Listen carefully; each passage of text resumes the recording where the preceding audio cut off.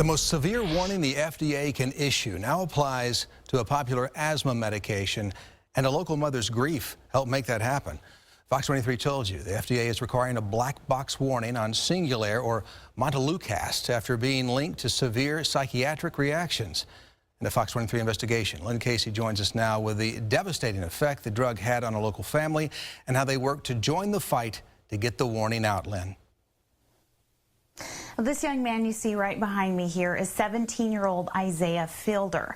His family is together today, remembering him because it's exactly 3 years today since he took his own life. For months, his family just could not find a clue as to why.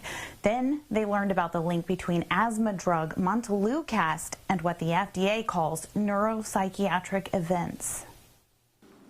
A Tahlequah family celebrating a recent order by the FDA. Make it known that this drug is dangerous. Knowing that warning came too late for 17-year-old Isaiah Fielder. Our life will never be the same. Isaiah had no history of depression, but he did have asthma. Those things were never connected in his mother, Drushane Teehey's mind until after he died. Now I see how much he suffered because of this medicine, and it breaks my heart.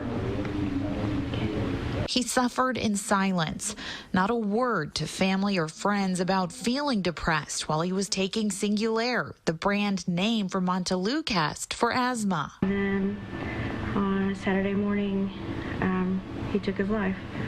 It was a gut-wrenching mystery for his family until Drushane learned Singulair had been linked to other suicides. I thought, oh my God, I killed my son. Because as a mom, you always make sure that your kids take their medicine. She got in touch with a group who was working with the FDA on a new warning for Singulair and learned all the information she should have had before Isaiah started taking it. Then I was angry because we never knew. No one ever told us about the side effects. Montelukast was approved in 1998. But by 2008, reports mounted of psychiatric events like agitation, depression, sleeping problems, and suicidal thoughts and actions. That year, the FDA updated information about those side effects, but the reports kept adding up. By the end of March this year, 12 years after that first warning, there are 8,300 reports of psychiatric reactions, even in infants less than a month old. 338 people have died from psychiatric issues that the FDA documents as related to using Montelukast. It's difficult to think she could have helped Isaiah if she'd known what to look for.